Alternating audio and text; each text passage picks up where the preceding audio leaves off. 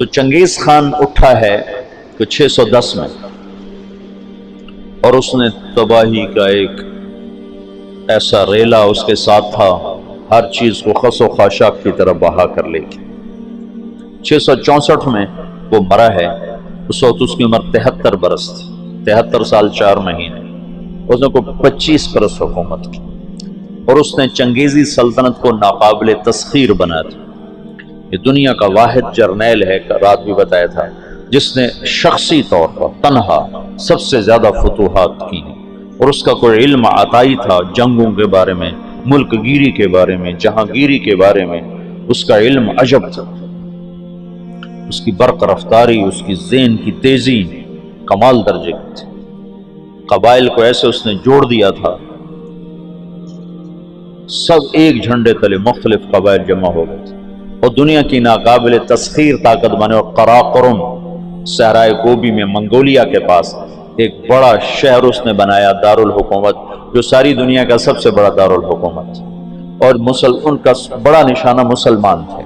مسلمان کہ مسلمانوں سے زیادتی ہوئی تھی، جس کے بدلے میں چنگیز خان نے ان پر حملہ کیا تھا۔ چنگیز خان کے مرنے پر اس کی سلطنت، اس کے 4 بیٹے تھے۔ بڑا جوجی تھا، جوجی کے بارے میں اسے شک تھا کہ یہ میرا بیٹا نہیں، کہ اس کی جب یہ چھوٹا سردار تھا تو اس نے بڑی شکستیں کھائیں، حتیٰ کہ اس کی بیوی اغوا ہو گئی۔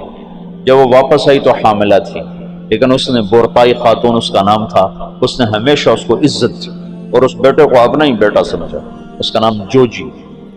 3 بیٹے اس کے سامنے پیدا ہوئے، اغدائی، چغتائی اور طولوئی۔ تو اس نے اغدائی کو اپنا جانشین بنایا، اور جوجی کو روس کی سلطنت دی، روس کی، اور چغتائی کو اس نے منگولیا کی طرف کا اور چین کی طرف کا علاقہ دیا، اور جو طولوئی تھا اس کو یہ نیچے آذربائیجان سے نیچے ایران اور یہ شام، یہ علاقے اس نے 4 حصوں میں اس نے اپنی سلطنت کو تقسیم کیا، اور اغدائی کو سب سے بڑا سردار بنایا۔ اغدائی کے دور میں فتوحات کا رخ مسلمانوں سے ہٹ کے یورپ کی طرف چلا گیا، تو ان کا ایک سالار تھا سوگدائی بہادر سوگدائی، وہ پولینڈ تک پہنچا، پولینڈ تک، لیکن اس میں کوئی ایسی سلطنتیں تھیں نہیں، ایسی چرواہے سے بیچارے غریب لوگ، تو وہ پولینڈ تک اس نے چنگیزی سلطنت کو پھیلا دیا۔ اب یہ وہ ہاتھی ہے جس کے سامنے ساری دنیا کے بادشاہ چیونٹی اور چوہے کی طرح، انہیں میدان جنگ میں ہرانے کی کوئی شکل نہیں۔ تو اسلام کی شکل یوں تھا کہ اب بجھا اب بجھا اب بجھا، لیکن اللہ نے دین کو باقی رکھنا ہے تو انسانوں کو بھی باقی رکھنا ہے جو مسلمان کہلائیں۔ جب اغدائی مرا ہے تو اس کا بیٹا تھا کویوک، وہ حکمران بنا، وہ بہت رحم دل تھا، اس نے جنگیں روک دیں اور مسلمانوں کو اپنی سلطنت میں شامل کیا، تو اس کی وجہ سے ساری تاتاری سلطنتوں میں مسلمانوں کے بارے میں نرم گوشہ پیدا ہو۔ اب نامعلوم تاریخ کے گمنام سپاہی ہیں جو اتنے غیر معلوم ہیں، اتنے نامعلوم ہیں کہ کسی تاریخ میں ان کا نام تک درج نہیں، ان کی جگہ درج نہیں، جنہوں نے تاتاریوں کو دعوت دینا شروع کی۔ خونخوار قوم ہے، اور تاتاری غریب مسلمانوں کی دعوت سے اسلام قبول کرنا شروع ہو گیا۔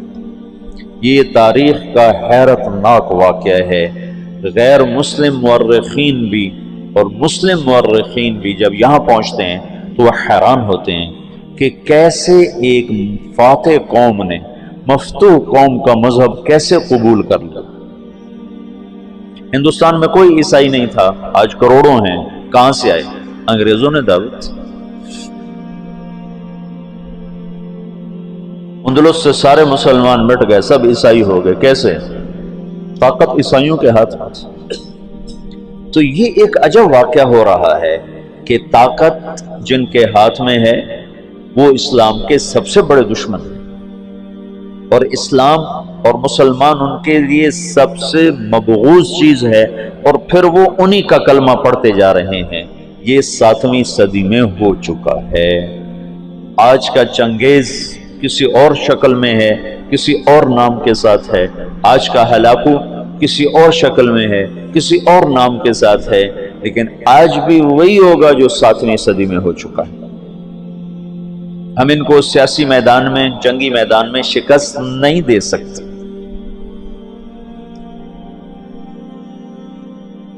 وہ سائنس ٹیکنالوجی میں وہاں پہنچ چکے ہیں جہاں ہم اور جنم لے کر بھی نہیں پہنچ سکتے، لیکن ایک راستہ ہمارے پاس پڑا ہے، ہم ان کو دعوت دیں۔ اس وقت فرانس میں اوسط 5 سے 6 گورے روزانہ مسلمان ہو رہے ہیں، اوسطاً 5 سے 6 گورے روزانہ مسلمان، اور فرانس یورپ میں سب سے زیادہ اسلام قبول کرنے والا ملک بن چکا ہے، اور اس کے بعد اٹلی سب سے زیادہ تیزی کے ساتھ اسلام میں آ رہا ہے، تو پوری دنیا میں امریکہ میں سب سے زیادہ اسلام پھیل رہا ہے۔ دعوت ایسی چیز ہے جو چیونٹی سے ہاتھی کو مروا دیتی۔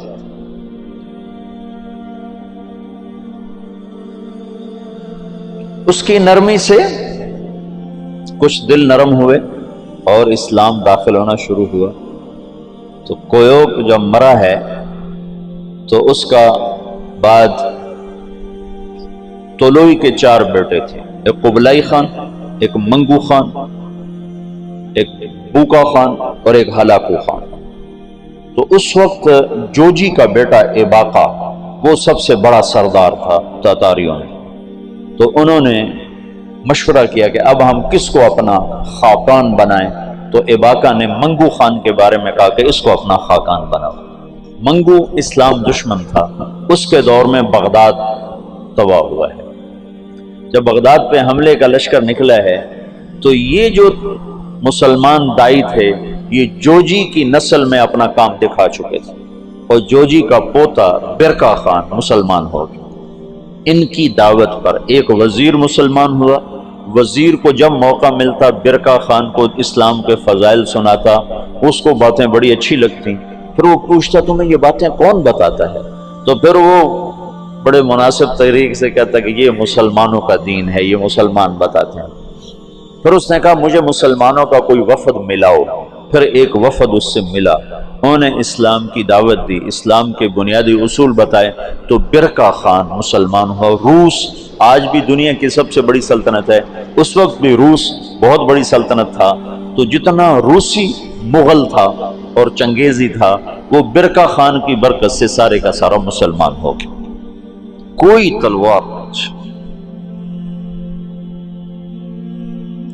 ہلاکو جس نے بغداد کو تہ تیغ کر کے رکھ دیا، 15 لاکھ آدمی ذبح کر دیا۔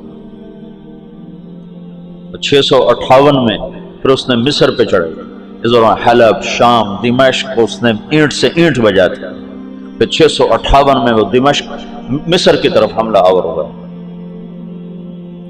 تو مصر پر اور ہندوستان پر، حالانکہ یہ دونوں ملک کے لوگ کو اتنے دلیر نہیں تھے جتنے کہ شام، عراق، یہ جو جنگجو قومیں تو یہاں تھی، عرب، اور مصر تو مخلوط قوم تھی، ہندوستان مخلوط قومیں تھیں، لیکن کوئی اللہ کی قدرت ہے، نہ ہندوستان پہ مغل حاوی ہو سکے نہ مصر پہ حاوی ہو سکے۔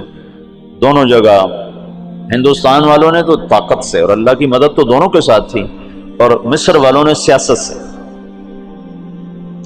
658 میں ہلاکو خان نے مصر پہ حملے کے لیے فوج نکالی تو اس کا بھائی منگو خان مر گیا۔ منگو کے مرنے پر یہ قانون تھا کہ جو تاتاری جہاں پر ہے، جب خاقان اعظم مر جائے تو سب قراقرم پہنچیں تاکہ اگلے خان کا انتخاب کیا جا سکے، اگلے خاقان کا انتخاب کیا جا سکے۔ تو وہ وہاں سے نکلا، تو اس کی بیوی تھی وہ عیسائی ہو چکی تھی دوقوزہ، اور اس کا سالار تھا کتبوغا، وہ بھی عیسائی ہو چکا تھا۔ وہ مسلمانوں پر بہت ظلم اٹھاتے تھے، بہت ظلم اٹھاتے تھے، اور ان دونوں نے بڑی کوشش کی کہ ہلاکو خان عیسائی ہو جائے، لیکن وہ عیسائی نہیں ہوا۔ تو انہوں نے اس کی منت کی کہ تم واپس نہ جاؤ، مصر کو فتح کر لو۔ وہ تو مر گیا، اب تو پہنچ بھی نہیں سکتے ہیں، تو تو تم بعد میں جانا، پہلے مصر فتح کرو۔ اس نے کہا نہیں، یہ چنگیز خان کا قانون ہے، میں اسے پورا کروں۔ اور اس نے ایک لشکر کا حصہ شام میں چھوڑا، فلسطین میں، اور 2 حصے لے کر وہ واپس چلا گیا قراقرم کی طرف۔ تو اس موقع سے فائدہ اٹھا کر مصر والوں نے خود حملہ کر دیا۔ تو عین جالوت پر 658 میں رمضان میں یہ جنگ لڑی گئی، اور 40 سال کے بعد مسلمانوں کو پہلی فتح نصیب ہوئی۔ اور اس میں قطبوغا گرفتار ہوا، تو وہاں مصر میں اس کو ٹکڑے ٹکڑے کر کے ختم کیا گیا، پر وہ ایسا کم وقت تھا کہ بوٹی بوٹی ہو گئے، پر اس نے سی نہیں کی، اف نہیں کی۔ انہوں نے کہا کیا تاتاری عورتوں نے بچے جننے بند کر دیے جو میرا کوئی بدلہ نہ لے گا؟ میرا بدلہ لینے والے ضرور آئیں گے، لیکن اللہ نے وہ موقع نہ دیا۔ برقع خان ایمان لا چکا ہے۔ جب ہلاکو چلا ہے، وہ قراقرم کے قرولتائی اس کو کہتے تھے، قرولتائی کانفرنس، اس کانفرنس کے لیے چلا ہے، تو اس وقت قبلائی طولوئی کے 4 بیٹے تھے، تو منگو بنا تھا، تو منگو کی جگہ بوقا خان موجود تھا قراقرم میں، وہ خود ہی خاقان بن گیا۔ تو قبلائی کو پتہ چلا، تو وہ پھر فوج لے کر آیا، اور اس نے اپنے بھائی کے ساتھ پہلی دفعہ تاتاری آپس میں لڑنا شروع ہوئے، اور ان کی ہیبت میں کمی آئی، اور قبلائی خان نے بوقا کو شکست دی اور قراقرم پہ قبضہ کیا۔ پھر ان بھائیوں میں آپس میں بہت لڑائیاں ہوتی رہیں تخت کے لیے۔ آخر میں قبلائی خان غالب آیا، اور اس نے اپنے بھائی کو قید کر لیا، پھر قید میں وہ مر گیا بوقا، اور اس نے قراقرم کی بجائے چین کو اپنا دارالحکومت بنایا، چین فتح کیا اور چین کو اپنا دارالسلطنت بنایا۔ جب ان جنگوں سے فارغ ہوئے تو ہلاکو خان نے حملہ کیا مصر پر، تو برقع خان کو خط لکھا رکن الدین بیبرس نے کہ تم ہماری مدد کرو، تم بھی مسلمان ہو، ہم بھی مسلمان۔ تو پھر برقع خان نے ہلاکو کو خط لکھا کہ تم مسلمانوں پہ حملہ نہ کرو ورنہ میں تم پہ حملہ کروں گا۔ تو ہلاکو نے اسے خط لکھا کہ تم نے چنگیز کا قانون نہیں پڑھا کہ تاتاری آپس میں نہیں ٹکرایا کرتے؟ تو اس نے اس کو جواب دیا کہ وہ بھی کافر تھا، تو بھی کافر ہے، تو حملہ کرے گا میں تیرے پر حملہ کروں۔ جب وہ مصر پہ حملہ آور ہوا تو برقع خان ہلاکو پہ حملہ آور ہوا، تو اس نے ہلاکو کو شکست دی، اور مصر اس تسلط سے نکل گیا۔ پھر ان دونوں بھائیوں کی چچا زاد بھائیوں کے آپس میں لڑائیاں ہوئیں، جس میں ہلاکو کو آخر میں شکست ہوئی، اور اس غم سے وہ بھی 42 سال کی عمر میں فالج کے مرض سے مر گیا۔ اس کا پوتا ہلاکو کا پوتا نکودار اس کا نام تھا، پہلے وہ عیسائی ہوا، عیسائی، اور اس نے اپنا نام نکودار رکھا۔ یہ نکودار خاقانی نام نہیں ہے، لیکن بعد میں اللہ نے اس کو اسلام کی دولت دی تو وہ مسلمان ہو کر اس نے نام احمد خان رکھا۔ ہلاکو کی نسل میں اسلام داخل ہو گیا۔